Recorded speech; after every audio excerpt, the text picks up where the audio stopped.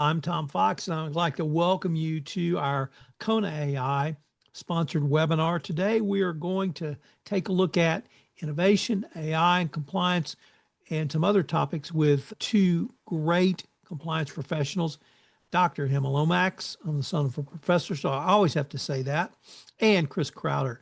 For those who may not know our special guest, could you introduce yourself and tell us your current role? I'm going to start with you, Chris.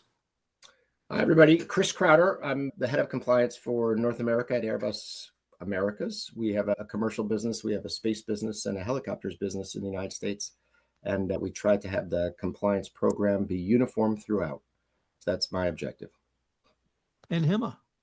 And thanks for having me. I'm Hemma Lomax. I currently lead the Global Integrity Business Integrity Program at DocuSign. And we like to say we're helping our business get where they need to go swiftly, safely, and strategically. Nice. So let's just jump right in. And if I could maybe ask where you would assess your AI or data analytics program is as we record this webinar or have this webinar in late October, and then we're going to go to 2026 in a minute. But what are some of the key strengths that you see with your program, or at least where you're trying to take it now, Chris? Sure. I remember from my M&A days that I had a boss who told me never use the street light green, yellow, red on a project management, because you will inevitably always see greens and yellows and never reds. So if I take it from the perspective of project management, I would say it's green in the sense of it's on track. We are fully engaged and attempting to unlock the value that data analytics provides. We're not there yet. The transition between, as it relates to getting SAP data pulled out of our system and mapped to our technology, our data analytics technology, is sometimes challenging. And so that has taken longer than we had hoped. I think that may be the case with other organizations. The approach to AI generally, as opposed to data analytics specifically for compliance, is much more robust at Airbus. Everyone has an interest, and they have the headquarters in Toulouse has rolled out a Google Gemini workspace that allows everyone to use the enterprise LLM model and not train the more generic model. And so the business data is protected. The use cases that are coming out of that are varied, and mostly, from what I've seen, mostly on the creative side, people getting used to what the technology provides. But there are real issues coming up, and I'm happy to talk about that as we unbox the kind of issues, that the pros and cons of this technology in our compliance and legal environment.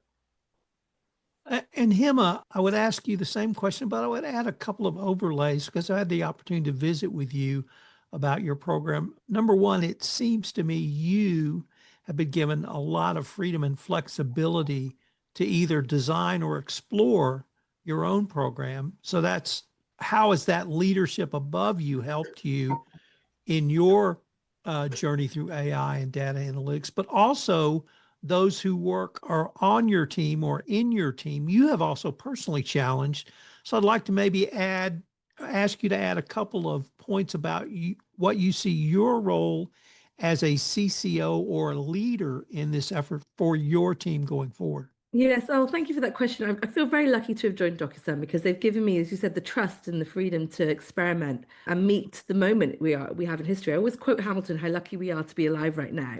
And our challenge as leaders is really just to meet that moment and ensure that our teams are doing the same thing. So I kind of describe us as a lab, maybe as an accelerator, this acceleration along a maturity curve that we all want as CCOs. We are now in a position to do that in very different ways. Yes, number one, I'm lucky that my leaders see the opportunity and trust that we can lean in there. And two things can be true. I like to talk about these things, the thing called the three horizons. There's business as usual, horizon one. There's what we'd like to be the future of compliance, horizon three. And there's the work you can do, horizon two, to bridge that gap. I encourage my team and myself to work in all three horizons simultaneously. So it's not, I don't have time for 3 and 2 because I'm doing one. Many of us could say that, right? The business as usual, we're drowning in it as we scale. But what we're looking for is to unlock intelligent systems at scale to support responsible global growth. I'm trying to support what the business wants, and I have to meet them where they're going. So we need to rise to the occasion. So that's the kind of mission, the goal, and when you ask about how we can inspire others to come along, we have to, what do they say about glass half full and glass half empty? Or what about glass refillable, right? Do your part to refill the glass, whatever it might be. Do your part to be a creator of the future rather than a consumer. And so I've encouraged my team to do that, to design their own adventure almost. There's lots of opportunity here to improve the program and learn and be curious. And so I've asked them to do that. We'll talk a bit more about this later, I'm sure, but I've also asked them to hire their own digital assistants to do the job with them, to really identify, source, equip the technology, not just AI, but all the various things available to us to make sure that we're scaling. Because that's really the question is always scale. How do we go faster but stay safe? And so I want to make sure that they rise to the occasion as well. I've certainly encouraged them to think about designing the future of compliance with me. And that way, yes, the job probably will look different in a year, 18 months, 24 months, but they will have had a major hand in designing that. And again, we're not designing jobs just for the sake of keeping jobs. We're designing jobs to help the business do what it needs to do in the current environment. So lots of exciting examples I'll share in a bit with those. But the most important thing is to give a sense of purpose in this moment in history.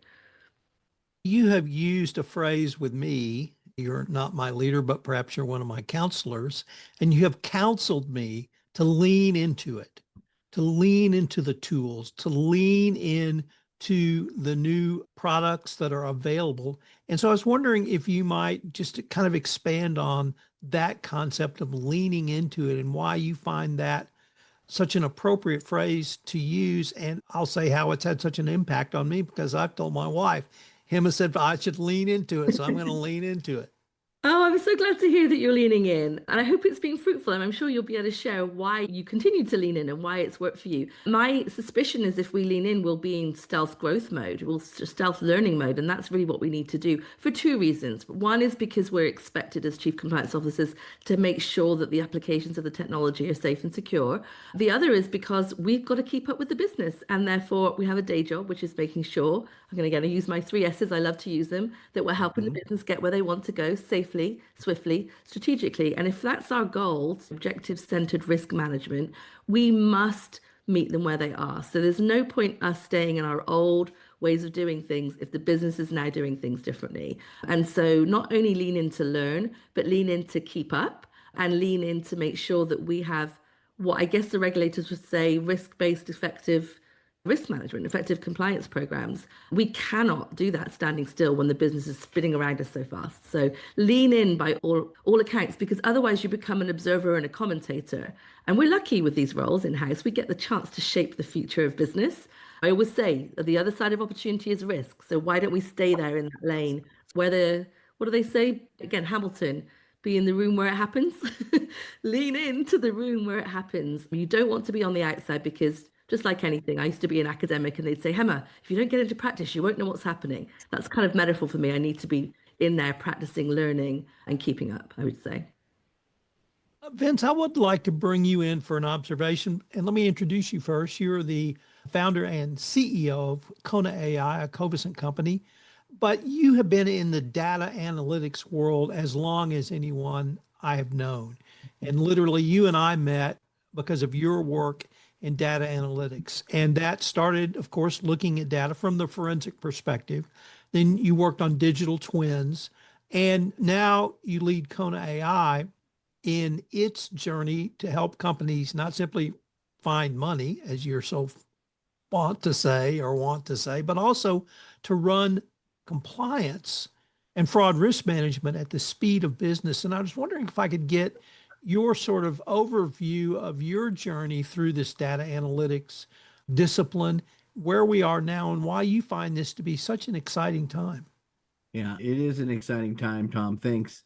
As you think about that journey, when we were talking about this, 15 plus years ago, it was dashboards, things like Tableau, or we could put something in an Excel and present it in a dashboard. And that was, that opened the doors and you could see data in a different way. And then came machine learning, which was, hey, just like email, where you could find high risk transactions or high risk third parties and find me more like this, just like you would in emails. And we saw that evolution go. And then the concept of risk scoring.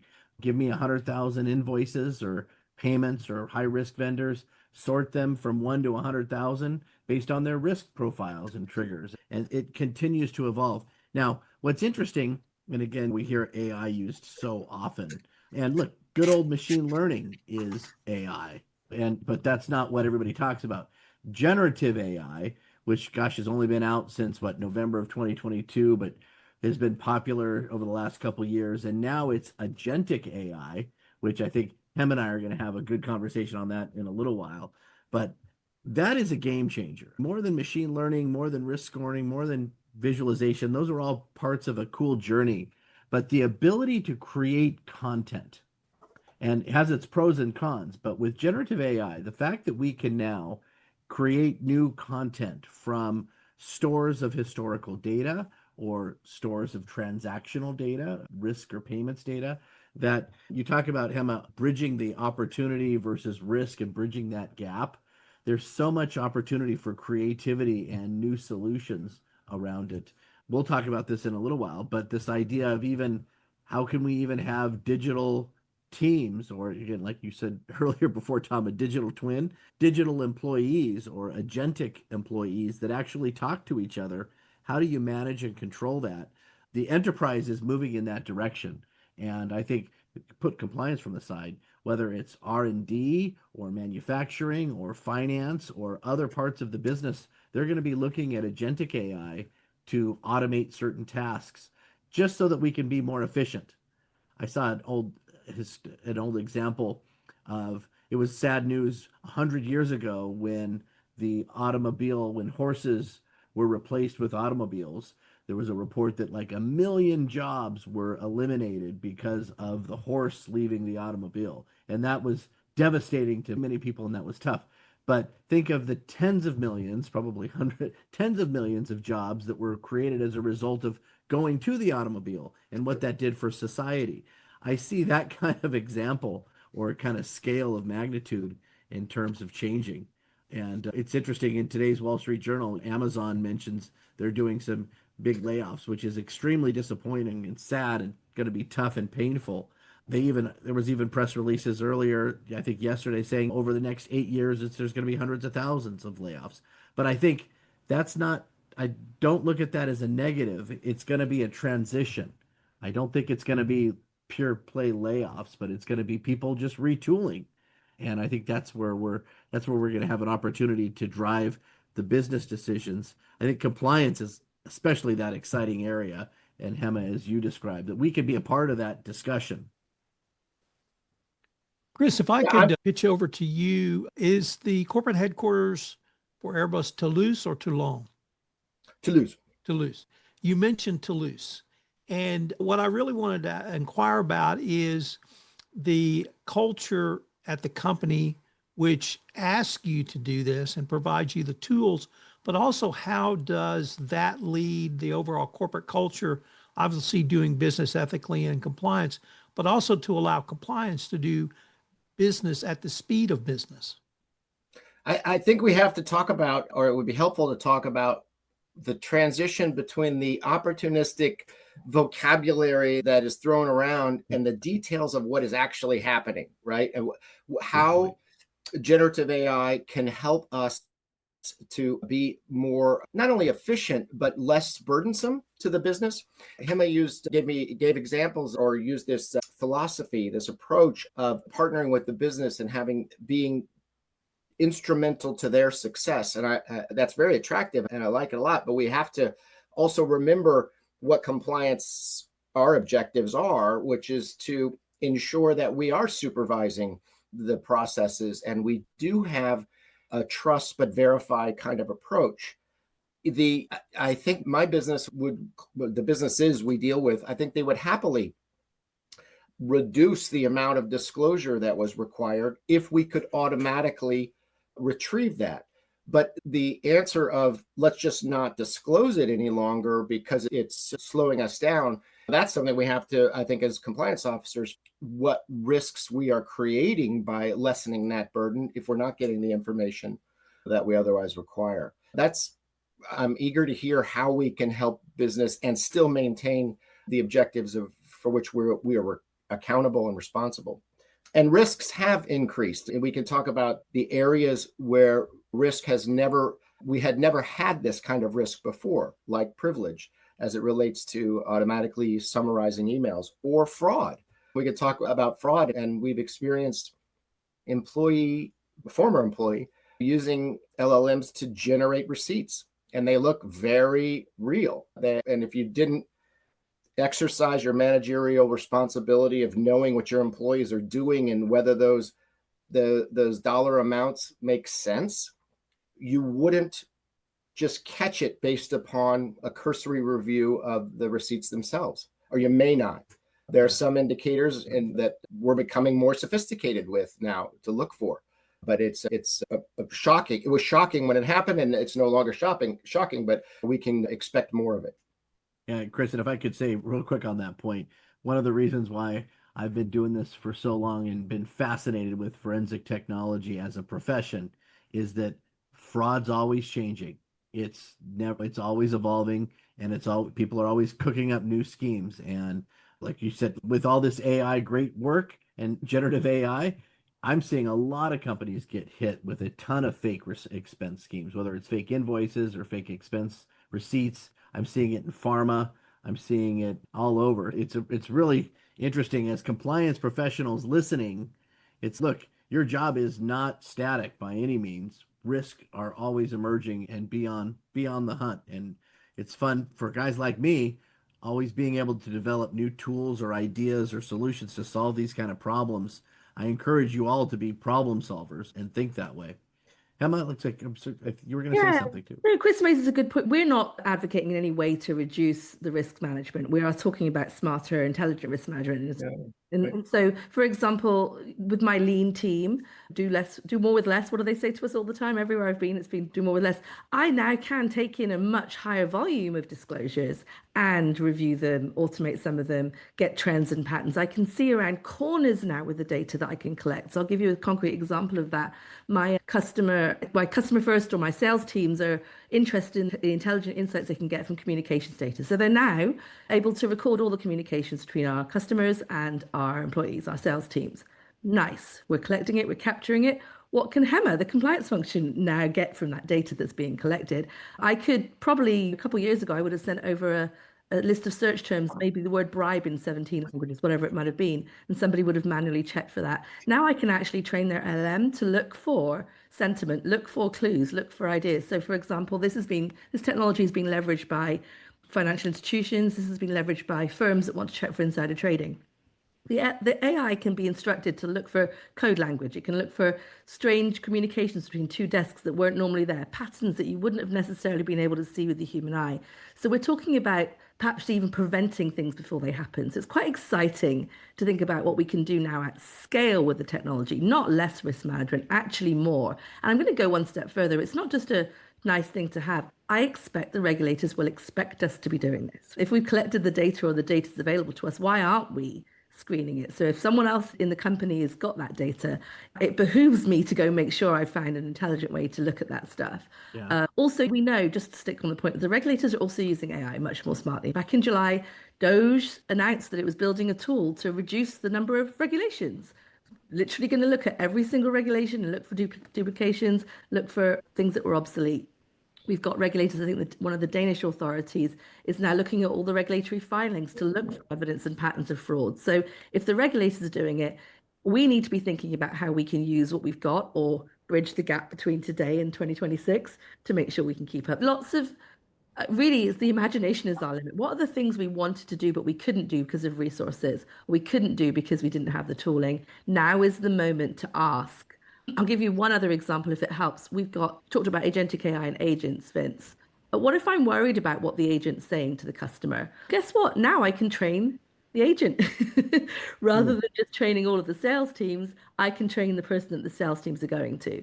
Again, if the employees are looking to let's say like a notebook LM or a policy bot to read the policies now, even if I don't create it, it's really easy to take some PDFs, put it into a notebook LM, and you have a policy bot. Free. Yeah. What if they're doing that? Now I get to train the policy bot to read the policies. You know what? Good news. You can write longer policies, even more detailed policies now, because no human's ever going to read your policy again. They're going to retrieve it through the bot. Opportunities there abound. Just a few examples.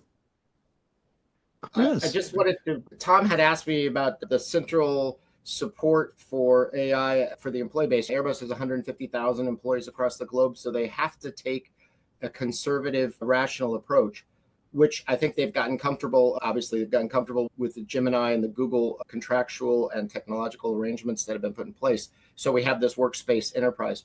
Hannah, you had mentioned stealth mode for learning. I can totally relate to that, and I think most people probably have a similar experience. But given the limitations that Airbus puts on the corporate network, we're not able to use anything other than Gemini and its enterprise version. At home is when I'm checking all these other LLMs and other tools and stuff. My personal PC is polluted with different LLMs. It's the corporate environment. So I guess a lot of employees are like this. They have to bring their kind of stealth learning to work and then share it and get feedback and see if it might be something that we could leverage in the corporate environment, at the same time using the tools that they've already provided us. It's a great point, Chris. Look, only a mere 12 months ago, we were all writing policies saying, don't use AI at work. It's just crazy to think that now. Mere 12 months ago, I remember a case, I think it was Samsung, where someone put some proprietary information into an AI tool. Boom, we were all scared. Many of us wrote those policies. If we haven't done an annual refresh, you probably still say the same thing. It's a brilliant point you make. One of the things that we've got to do as leaders, and I'm not saying it's easy because it's my challenge too, is not only bring what you're learning outside to work, but convince work when a tool is really impactful and powerful. Right. And it's not, obviously, we don't want to bring things in that are clearly unsafe. And clearly there are controls, but a lot of my job is that. It's like suggesting going through the very laborious process. Now I'm a customer going through the friction of compliance, right? But it's worth it. It's worth it to start. Sometimes these processes take too long, and my advice is, well, start. If you think it's a good use case, it might take 18 months, but better to start today than wait another 18. So I'm not saying it will always work. I think it's a great point you bring up that many of us are hampered by our own compliance policies that say don't go so fast. But what I worry about is there are ways for our business to go fast that we can't keep up with because we're still in a queue to get a new tool. And we've got to be thoughtful about that. As I said, I've now realized that when the business brings on a new tool, I'm looking for opportunities to support them as opposed to bringing on my own tool to keep up. But you're probably asking the right questions. If I could ask too, Tom, before I mention, 2 pro tips. One, I encourage everybody to go take a 4-hour prompt engineering course online. Just learn how to ask questions of the bots. And in fact, it's funny when I talk about Kona AI and wanting to give a presentation, I don't want to give a presentation about my product. I want to go give a presentation about how to do prompt engineering and how to ask the right questions to get, because then in doing so, they're going to love what you can do and the power of it. So again, prompt engineering is that skill of being able to ask the bots the right questions by formulating the right queries. It's like there's so many things it could do to get good answers. And the other thing, Hemma, that you bring up, and I don't think the market knows of the solution. And again, what my parent company, Covison, is basically this is their core value, what they're building now. And you'll see more in the market like this. But as companies are building agentic AIs and agents all over the place and in different departments, this is a compliance question. Who's managing all these bots that are being created all over the place? And is there some development framework to make sure that they're not going out on the internet or they're not exchanging information and what have you? And so you're going to see tools like this, what we call it the agentic AI tower, or it's an AI tower. It's a development framework to say, look, put your policies in here. So when the corporation develops agents, it's within some kind of framework that doesn't go rogue on you. And I think you'll see in 2026, 2027, I'm pretty sure that most, especially enterprises, will have some kind of agentic AI framework. So it's not all rogue and disparate. I want to go back to a theme that both Chris and Hemma talked about, and it's the human in the loop. Hemma, you used the phrase, the ability to see around corners. Chris, you talked about the need for human oversight when it's review of these fraudulent AI-generated expenses and is an employee outside their normal expense reimbursement request. So I wanted you both to say a few words about the need for that human in the loop, but how that can really empower us in compliance by allowing us to see around those corners. Hemma, you want to tell us how we can see around corners? Firstly, dare, right? Dare to see more than we see today. That's really the point. It's like you still need to see certain things, you still want to assess certain risks, but I'm just talking about scale. So that means we have to take a risk-based approach. Maybe I can automate the approvals of certain things under a certain threshold so I can focus on the highest risk, for example. So the human in the loop, it's really the best use of the human's judgment. And the necessary use of a human judgment. So always adapt your business processes to integrate AI and human judgment, but don't be, what's the word? Defensive or insecure about that, right? We're not just trying to protect lawyers or compliance professionals or jobs. We're really trying to decide where human judgment is needed and where human judgment is best placed. And so I would say take an honest look at that. Certain things that we spend our time doing are they're not necessary right now. And certain things that we wish we could do are highly necessary. So take a moment. And by the way, I would say one of the beautiful things about having these AI agents do some of the repetitive work is we get time to think, right? Very simple, but very powerful and impactful. If I can sit now and answer your question, Tom, hold on, Hemma, what is it that you would want human judgment on that you're not even seeing right now? And what is it that you're spending a lot of human judgment on that really is not having an impact? It's not really protecting us. It's compliance for the sake of compliance. It's because it's the way we've always done things. So all I'm saying is this is a great moment in time for us to be critically analytical about where we spend our time. It's the old hack. It's called prioritization, just dressed up in a fancy time in history, but it really is prioritization of where we apply our efforts. And so 100% think about human judgment. I don't think it's true to say that a human needs to be in the loop for everything.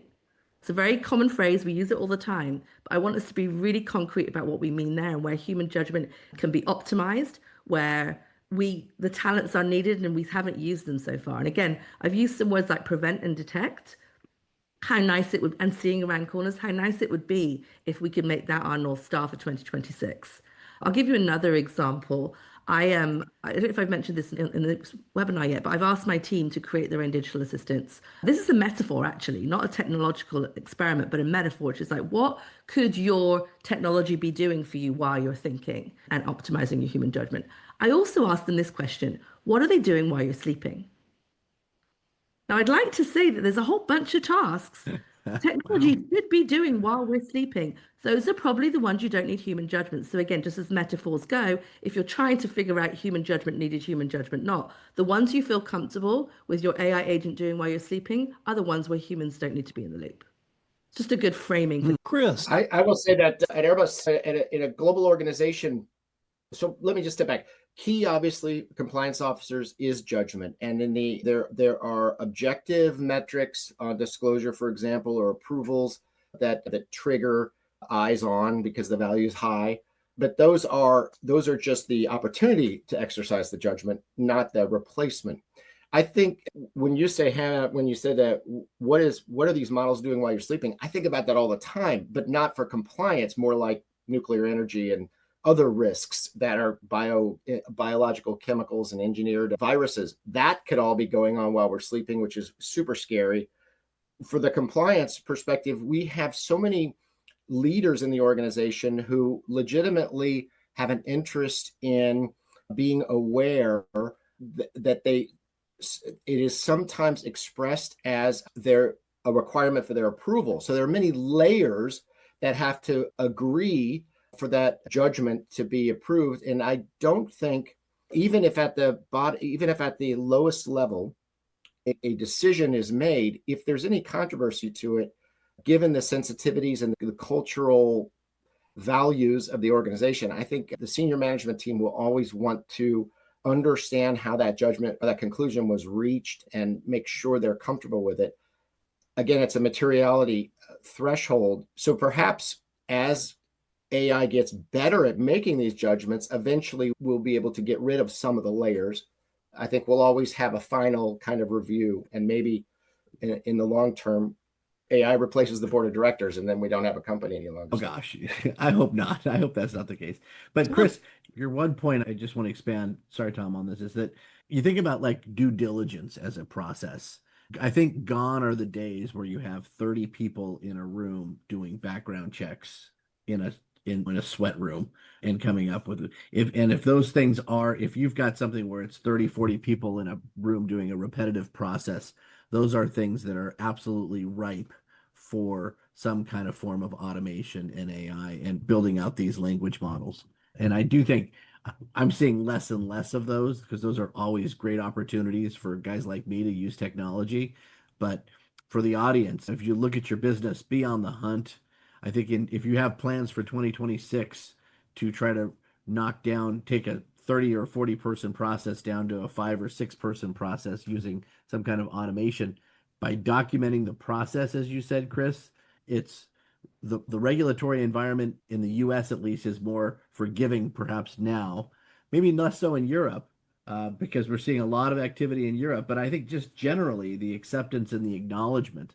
I was at a conference having nothing to do with compliance about 3 weeks ago on energy, nuclear, and defense. It was an AI startup company presentation, and they had a congressman up there that said that put up every single US policy, and there was about 20 or so policies, defense policy, healthcare policy, human services policy, whatever. And he said, the congressman said, if AI, or if you're not using technology, and if AI is not a conversation for every single one of these US policies, it's wrong. And he paused, full stop. Like, it's, you're missing the boat. And if you have a whatever situation is, that one hit home a lot. And I thought a lot of law firms should be jumping on that one. But having that process, revisiting the process, I think it's something that we all could be doing more of in 2026. Because if it's an old process, it's ripe for change. So I would like to turn to 2026 or even further down the road. Emma, you've talked about challenging your team to create their own agents. I'd like maybe a dialogue because I know this is something Vince has been working on and thinking about a lot, but maybe a dialogue between you and Vince on not only having your own agents, but how can you manage those agents? So maybe you could start by Hemma talking about your experience at DocuSign, and then Vince, you could talk about what you've been thinking about in this arena. Yeah, I'm happy to. And I'm going to tell you the story that's very analog, and then Vince is going to skyrocket it into where we are. So my analog version of this is really truly metaphor, right? Back to your question earlier about how do we inspire people to come along the journey. It was metaphor first. I started with an excited spreadsheet. I was like, team, please log on this spreadsheet every time you find a AI use case that you're either using or is on your wish list. And just wasn't very inspiring. It was quite overwhelming, really.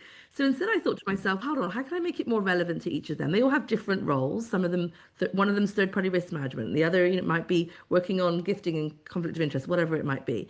So I said, okay, how about we have an AI agent for yourself? And again, I'm using agent as a metaphor, not an actual AI tool or a chatbot right now, just another employee. So I said to them, guys, we're going to double the size of our team. And they all perked up. And I said, no, I don't have the budget to hire anyone, but you all get to be supervisors. They were like, oh, perk up again. Supervisors of what, Hemma? Supervisors of a digital employee, I said. So what I need you to do, as I think I said already, is I need you to go use a GPT if you want, use a Gemini, whatever it is.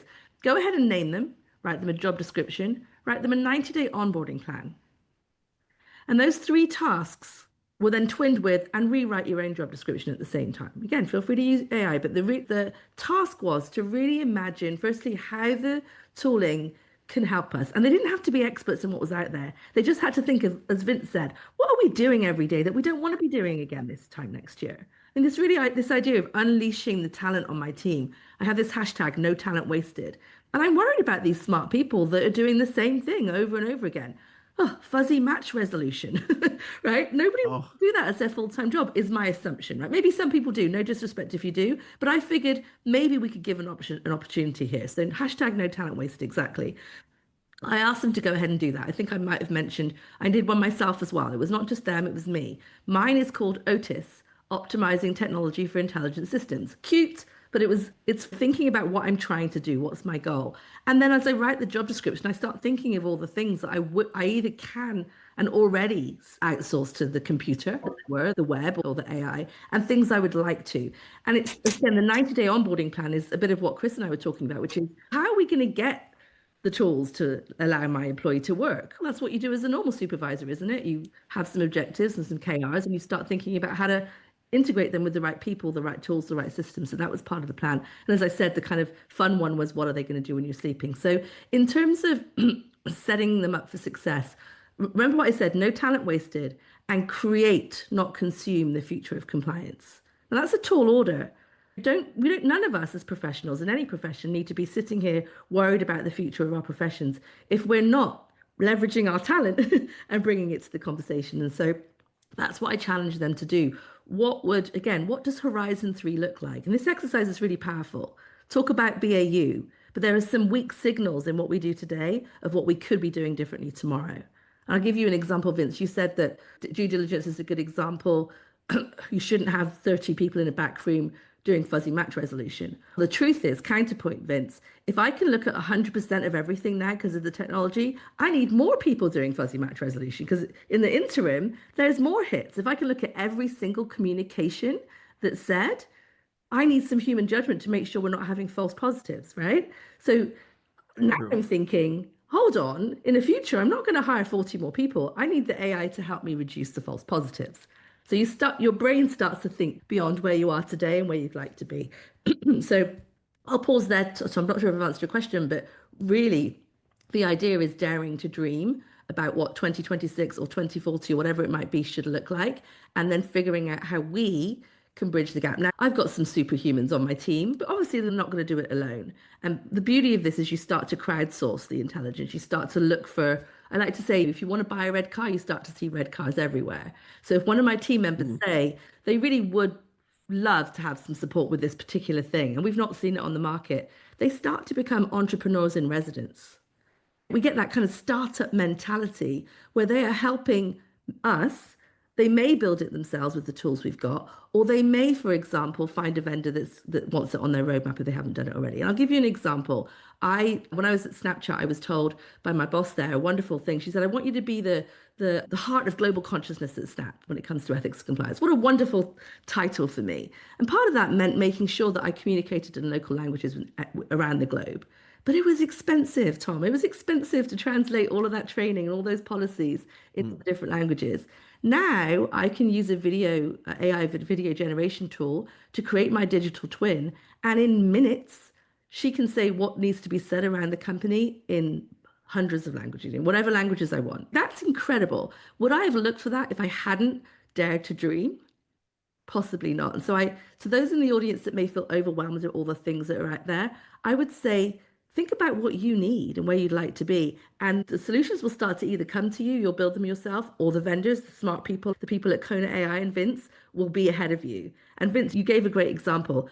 We should worry about rogue people building agents. Anyone can do it now, really. Anyone can do it. They can pay a small amount per month and they can create it. And as Chris said, they can do it at home. And it's outside the system.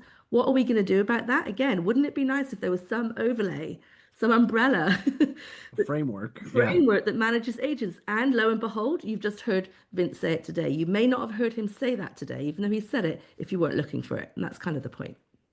Vince. Wow. How do I follow that? Just like drop the mic. Just kidding. What I can't stop thinking about this when I think about the agents, because it's kind of letting my compliance customers kind of go free with their thinking. And I've been doing a lot of test marketing. I've been calling all my customers and saying, look, if you could add 5, 6 employees to your team right now, who would they be? And the first answer is, yeah, you're crazy. We can't afford. There's no way we get approval for that. I'm like, forget money, put money on the side. It's not about money. Who would you like to have? Now, one of the things, and Chris, you mentioned it earlier at the beginning of the conversation, was it's often hard for compliance professionals to get access to the data, oftentimes, especially the accounting and finance data, because that's typically owned by finance or IT. But compliance, we all know we have real risks around who's getting paid what, whether it's sanctions and trade compliance or anti-corruption or just good fraud, waste, and abuse and violation of policies. You need to have your finger on that pulse. And oftentimes it's not owned by you. So it's difficult. You have to do a lot of in-house I'll call it horse trading and negotiations to get access to that data. That's always going to be there. But let's also consider data that you do have access to. What does the compliance professional own? You own the hotline data. You own the employee survey data. You own the investigations data. You own the policies. You own a lot of stuff that's still able to provide great insight. So if you think about who do you have or where could you have? I'm going to share this. I'm going to share a page on my screen real quick, Tom. So stand by here. There we go. I like showing this page. This is what I can't stop thinking about. And Hemma and I, and with Chris, before we even got on the webcast, we were showing about this. But this makes it real. And Hemma, whether you personify it, you called him Otis, and I love that it stands for something. But this is, I encourage you to have fun with this. But who's on your team?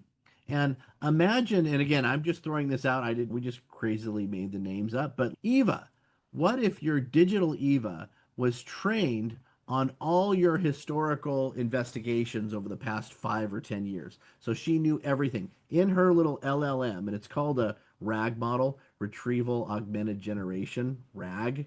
But for the most part, just call them small LLMs, like domain specific. This is not going out to ChatGPT.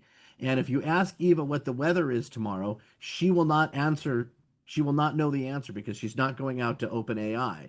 This is just in her little domain of what she's been trained on. And so Eva knows all your investigations data, knows all the DOJ, Serious Fraud Office, or regulatory info that's relevant for an investigation. And Stan knows everything about your third party risks, all your background checks that have been done by your third party suppliers. It's all your watch lists and sanctions databases, all the surveys, and even connected to your ERP systems for contracts or what have you. And you can imagine this helpline, all your, let's just say you pull in all your Navex data, your Salesforce, who's hitting target, who's not, all the employees tied to your CRM, what have you, policies. That's an easy one. Load up all your policies and maybe all your employee survey data. So you can ask it questions around pulse of the company and tone by Brazil, by region. What's the overall sentiment or net promoter score, for example, of my team in Portugal and compare it to the team in Canada? I don't know. And you get some insight from the survey data. So these are the types of things that you could ask that would take a lot of time and hours to go research. But if I had these digital employees at my fingertips, it's just me. And now I've got 6 people. Now it can be one LLM with broken out into different personas, or it can be 6 LLMs. Every case will be different, but really it's not that big a deal. But in that interface, we're now able to give that a chat bot kind of summary. Not just in what's important, and we haven't talked about, is that within the chat bot, I'm going to zoom this in here, for example, you can set parameters of what you want the answers to be. So it doesn't just have to be a text. So for example, I can give the answer and the analysis. I can even provide you the SQL code. This is geeky, but I can even provide you the SQL code for you to then copy and paste to go test and validate, or the page number reference to the document that I'm serving. So don't just think that, again, all of us on the phone have, I'm sure by now, have tried ChatGPT, and you get pretty good answers, right? You can customize how you want to get answers in what format and structure.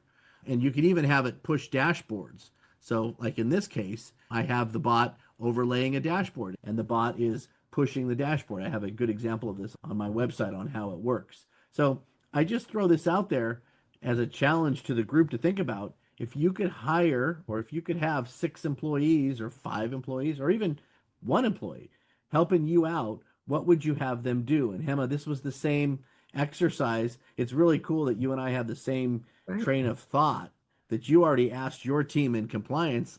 I'm a software company, and I looked at it just from a, wouldn't that be cool to be able to do something like this? And now I can't stop thinking about it. We're doing this for internal audit.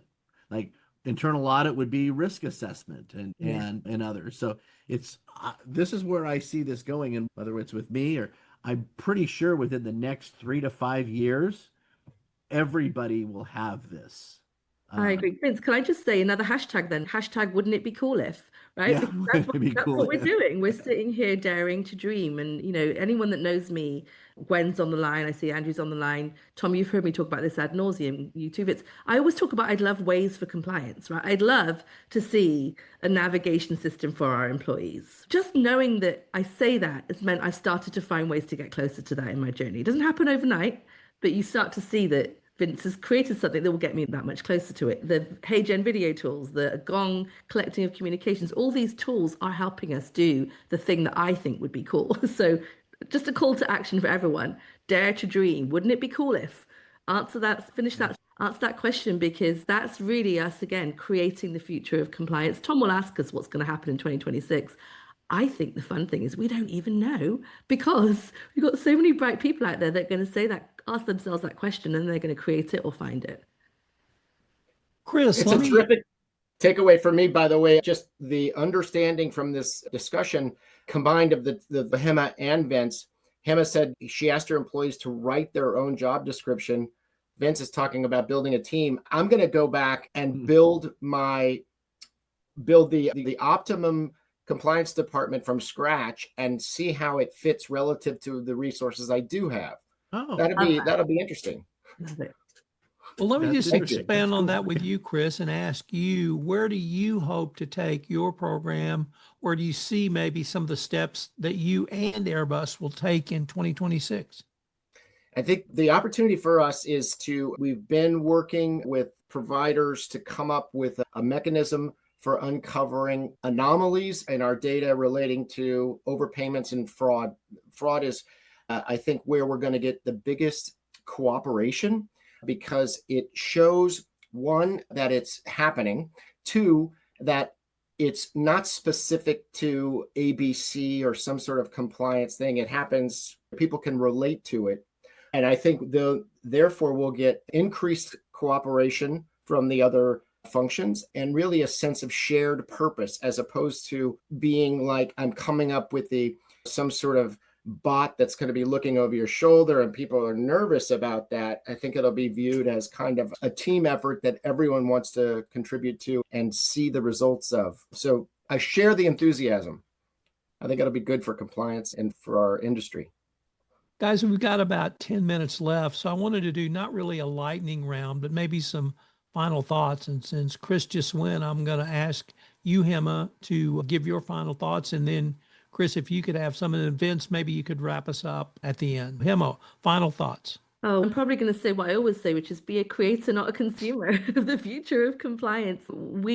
I'm lucky that I've got a team of 6 people to brainstorm with and crowdsource a team of 6 people to crowdsource ideas from. But I also have this community, this beautiful community to crowdsource from. And so I encourage everyone we're great sharers, aren't we, in the compliance profession? We're very kind and not competitive. So get out there, be an entrepreneur in residence, create a community of practice, get together with your peers and ask the questions that Tom's been asking us, because together we can do hard things well. And as Chris said, it's very exciting. I'm enthusiastic too. I'm thrilled to be in this role at this time. And it seems like, despite the anxiety in the world, it's also a period of great opportunity. And I think, Vince, you should hire Hemma as your spokesperson. Yeah. If you can afford it. It's funny. We're drinking the Kool-Aid. It's so funny. We're spot on. Yeah, and I love this idea. Like I said, I can't stop thinking about it. Once that light bulb turned on, it's, oh my gosh, where you show me the agents and how now, and again, and let me go back here. It's not replacing the employee. It's enhancing. It's really the difference between a typewriter and a computer, that we will just do more. I encourage people to Google or ChatGPT, whatever you like now, but Google what Parkinson's law is. And it says work expands to fill the technology void. And that whole question, Hemma, of do more, you're always asked, and compliance is always asked, do more with less, or at least we're going to double the business, but we're not giving you any more people. What are you going to do about it? And do more with the same resources, or hopefully not less. But this is a way that you can increase productivity by doing it, and go through that exercise of not just what their role is. I love how you asked your team, hey, describe your job description. Because to me, and then from that step, you then map to the data sources. Because for me, I say this a lot when I speak, data analytics does not start with the data. And people say, what? Data analytics doesn't start with data. It starts with your risk assessment. I don't want to, and for Kona, it's like I tell people this, I don't want to be your solution for your 3rd or 4th largest problem. because guess what? You're not going to work. That's not your priority. I want to be the solution for your number one problem. So what's number one? And so when I think about what's on your priority list, what do you need more help with? What if you could add more people, what would they be doing? This is where agentic AI could be really helpful. And also, like I said, it's funny. The reason we're excited that we've merged with Covisint on this is that they're helping us build out or think about that agentic AI tower of like, how do you manage hundreds, if not thousands, of agents within your organization eventually, especially with the new DOJ guidance when it should get enforced again, which it will. But those AI questions are pretty tough. Of, hey, compliance, you better know what your AI is doing, and it better not be causing any harm to society or business. Yeah, I think the future is bright for compliance professionals. And if you got into compliance because you liked law and hated technology, that's bad. You got to rethink that.